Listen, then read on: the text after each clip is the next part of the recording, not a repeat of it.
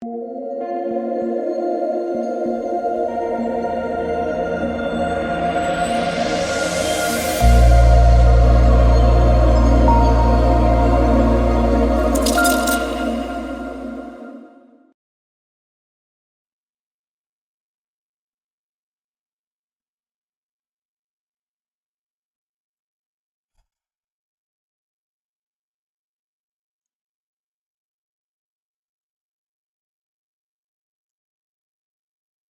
not okay.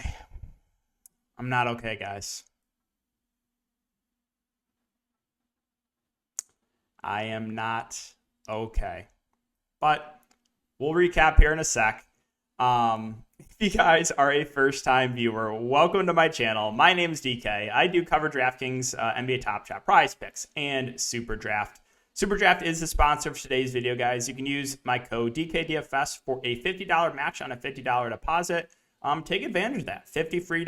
They do have player prop stuff as well as multiplier contest where there's overlay a good amount of time. So, like I said, take advantage of that free money. $50 free, that can go a long way. So, and it's very fun. Like I said, player props as well as multiplier contests. Use that code DKDFS, $50 match on a $50 deposit. And if you guys are looking for more in-depth content for DFS, I do offer that on patreon.com, which is linked down below. NBA, USFL, which we had an amazing week this week, and esports. But, all right, so let's recap. And my winning streak, thought I was going to keep going, but PJ Tucker, massive foul trouble. And the Danny Green droolers get rewarded. Oh my goodness. I mean, I'm still, the game's been over for like 30 minutes, 35 minutes. I'm so incredibly mad that the people that chase Danny Green get rewarded. I'm watching that game, starts the game off like 4 of 4 from 3 with like 3 steals and a block. Like, oh, sure, okay. So, yeah, the people that chased Danny Green got rewarded, and I'm just in so much pain from that. But going over the rest of my lineup, so I stacked the first game. I thought, going into this late game that I had a pretty good chance to 2-3x. But PJ Tucker came out hot. I think he had like 8 fancy points in the first couple of minutes and then got in massive foul trouble and just never came back. He played like 10 less minutes than I expected, so that hurt. That hurt a lot. And I missed in the cash in tournaments by about 5 points. So without that PJ Tucker foul trouble, I'm probably cashing again and making that like my 7th or 8th straight day of cashing in tournaments. But unfortunately, got hit with some bad variance with the Tucker foul trouble, and there's nothing you can really do about that. Also, the Miami-Philadelphia game was a lot higher scoring than it should have been, to be honest. I think it was like a 204 over-under, and the game finished like a, 225? Like, there's just, no one could miss. So that was a bit tilting for sure. But yeah, so again, I full stacked the early game. Everyone did solid. Blowouts, like, get those guys. I knew it too. I was like, the fact that Monty Williams waved the white flag when they were down by 12 with a minute and a half to go, I was like, you know what? That's going to come back to bite me. Whether it be moving me from like the big money to like min cash, or like from the min cash to out of the money, and it did. Right? Had we got that minute and a half to close the game with the starters, I think I probably would have cashed tonight as well. So just came up a bit short. But yeah, that's really it for the luck back. I'm trying to think, was there anything else besides obviously the Danny Green? Oh, okay. All right, come on with this now. Now, Oladipo was a decent contrarian play. But you mean to tell me he's going for 6 blocks and steals? That's what I'm saying, right? The people, like, come on now. Danny Green with like 4 blocks and 4 steals. Victor Oladipo just has like 5 steals and 5 blocks. Enough of that. That is just unbelievable. Was there anything else that I wanted to tilt about? Oh, Dorian Finney-Smith too. I have played Dorian Finney-Smith like every slate. And, basically like he's done all playoffs. He gets me like 25 fantasy points, which is fine. Finally, fade Dorian Finney-Smith. Can't miss a 3. He goes for like 45 fantasy points at relatively high ownership.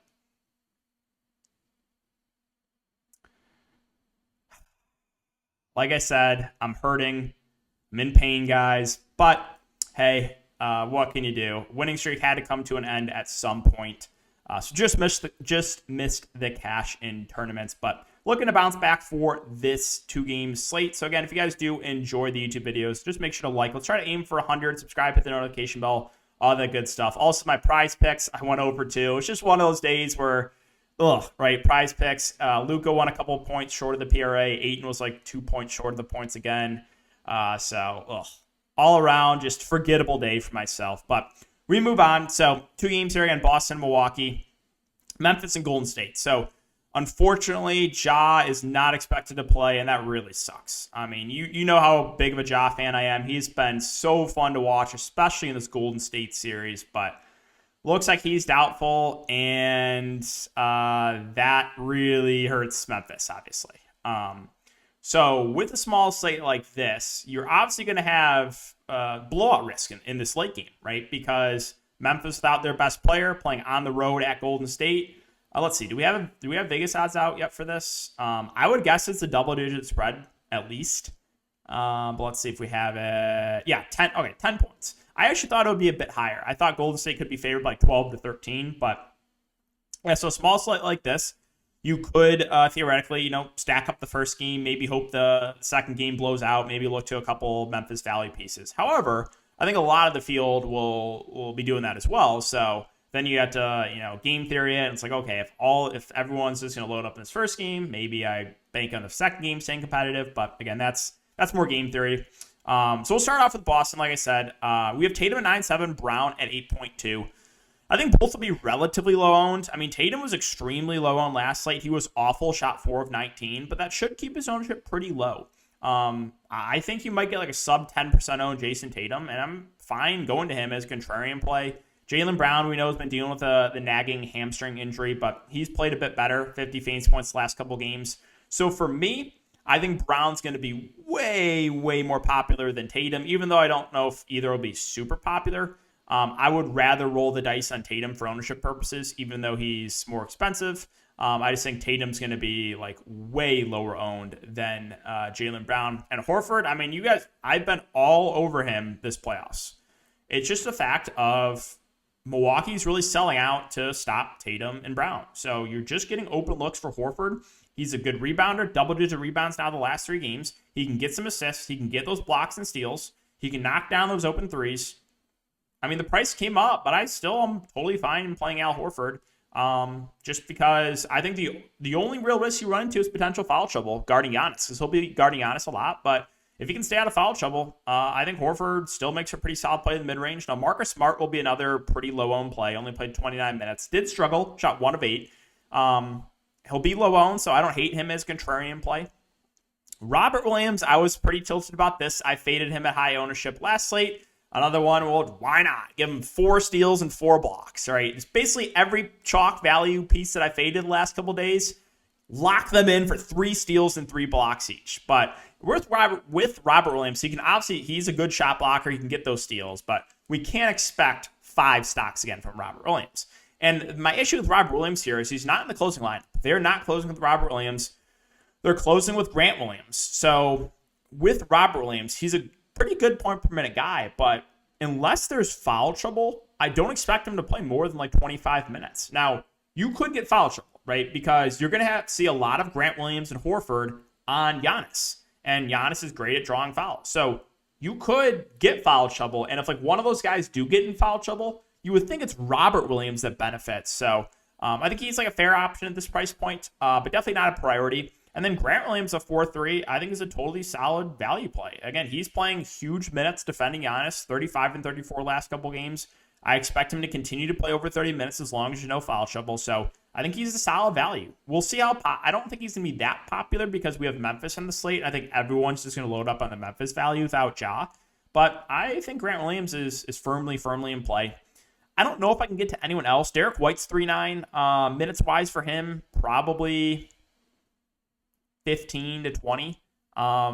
Again, I just think I would rather go to the Memphis value over him. Pritchard, don't think I can go there either. So let's move on to Milwaukee.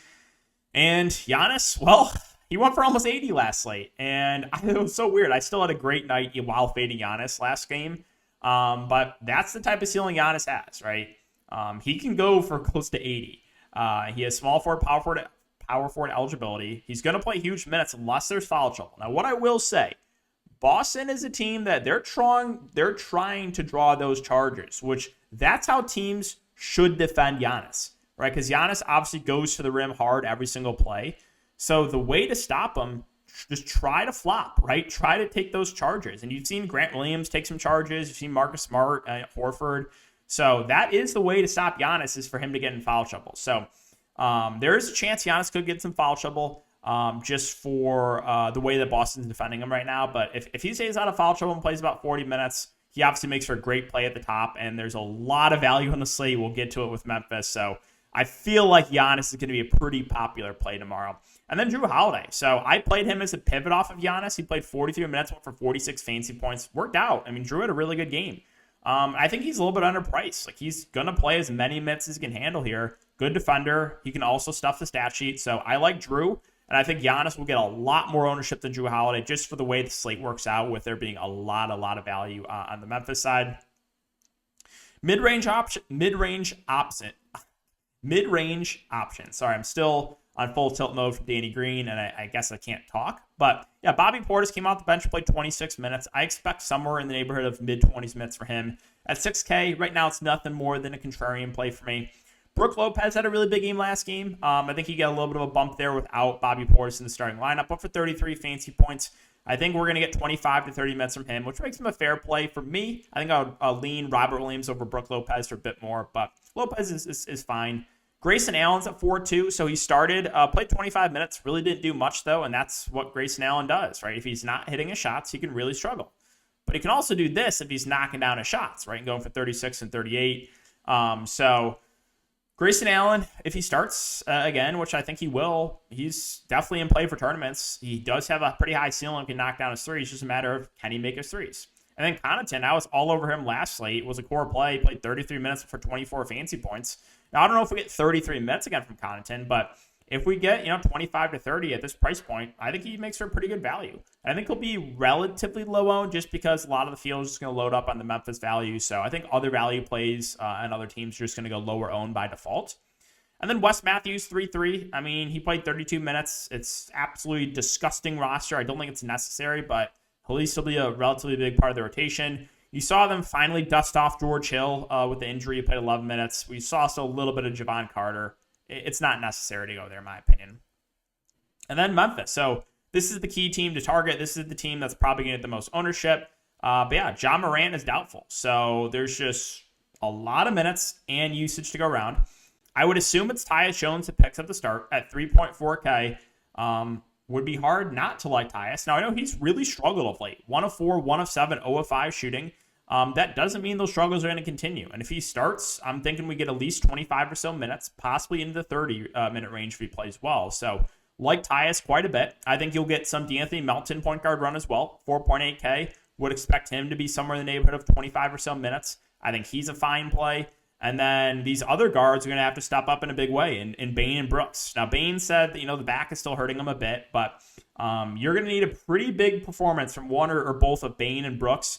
Now, with Dylan Brooks, he's a black hole. So without John Morant now, you might see a game where Dylan Brooks shoots like 25 times. So Bane and Brooks obviously look good in the mid-range. Jaren Jackson, if he can stay out of foul trouble, should have to do more offensively. So, I mean, it's not a contrarian take, but it's hard not to like Memphis. Now, I do think you can go underweight to this team if you think they just get absolutely blown out, which is possible. I mentioned that in Patreon last time of how I thought there's a chance that Golden State blows out Memphis, and they did. And obviously that chance increases without John Morant. So, you could go underweight to Memphis, but if Memphis keeps this game competitive, I mean, you could see 3 to 4 Grizzlies in the winning lineup, just because everyone is too cheap, right? So, again, Bane, Jackson, Brooks all get a big usage bump without Ja. You're going to have huge minutes for the likes of like Tyus Jones and DeAnthony Melton. So it's hard not to like Memphis. Now, Brandon Clark, the minutes have been trending down in him. Only played 17 minutes last game. A little bit concerning. The price has dropped a little bit. If you think Jaren Jackson gets in some foul trouble, which is obviously possible, you can look to a guy like Clark, who I think will be lower owned. So I don't hate Clark, but there's a little bit more risk involved with the minutes we've seen from him lately. And then other cheap options, Zaire Williams is kind of just there. You saw, once again, we've been talking about overreactions all playoffs, and you saw it with ownership last slate. People chased the Zaire Williams game. He was like 50% owned, while Kyle Anderson was like 5%. And that's what we talk about. We try to take advantage of those situations, right? Because people overreact to one game. We knew Kyle Anderson was the better point per guy of the two. And we knew that Zaire Williams, the 23 fantasy points in 28 minutes, was a bit of an outlier. So, like I said, you could always take advantage of that in the playoffs. But yeah, with Williams, I mean, I expect he's one of their better defenders, so I expect him to play around 30 minutes. He's a fair play. I'm probably not going to be relied upon a ton offensively, but he should play a good amount of minutes. And again, it's close to min price. I mentioned Kyle Anderson. He got ejected last game. Still outperformed Williams, though, in limited action. Minutes-wise for slow-mo, I think we get, I don't know, maybe 20, maybe a little bit more, 20 to 25 at that price. Sure, I think that's totally fine. I don't know if I can get to anyone else. You saw Adams play garbage time. I don't think he's going to be in the regular part of the rotation. Xavier Tillman at 3-1. Again, play a little bit more in garbage time. I think I would just rather go to the other Grizzlies I mentioned. I guess there's one other guy I'll talk about, and that's John Conchar at the flat min price. He's actually not a bad point per minute guy, but minutes-wise, like I don't know how many minutes he'll get. So I think he's a viable large field tournament play, but so like main part of the rotation here for Memphis, Jaren Jackson 1, Bane 2, Brooks 3, Clark 4, Melton 5, Zaire Williams 6, Tyus Jones 7, Slow-Mo 8. So that's 8 guys we know are for sure going to be in the rotation and playing solid minutes. And I don't think Adams plays much. You'll see a little bit of Tillman, maybe a little bit of Conchar there. And then finally, Golden State. So here's the tricky part, right? Because Memphis, not great defensively. So these Golden State guys look good, but you have to factor in that there's a realistic chance they only play 3 quarters. So keep that in the back of your mind. We'll see what that does for ownership for Golden State. But yeah, Steph Curry 9-4. I mean, he's my favorite of the Warriors guards. I think he has the highest floor plus highest ceiling combination. Should play close to 40 minutes since the game stays competitive. So I think Steph looks great at the top. Clay and Poole both look like solid plays. Clay finally had a bounce back shooting night, went for almost 40 fantasy points. And Jordan Poole has been playing extremely well for Golden State off the bench. Played 31 minutes last game. So the 3 guards are all playable. I think Steph being my favorite. The price came down a bit on Draymond. He kind of had an off game last game. Would expect him to bounce back a bit. Did get a little bit of foul trouble. I think we do get about 35 or so minutes from Draymond if the game does stay competitive, which makes him a decent option there. Wiggins, I played him last slate. You kind of know what you're getting out of Wiggins. Now, he is one of the better defenders without Gary Payton. So minutes-wise, I think we get in the neighborhood of 30 to 35 if the game stays competitive. He also dealt with some foul trouble last game. Otto Porter played him last slate, worked out in a big way. Went for 29 fantasy points in 24 minutes. I think we're going to get somewhere in the neighborhood of 20 to 25 minutes once again from Otto, which makes him a decent value play here.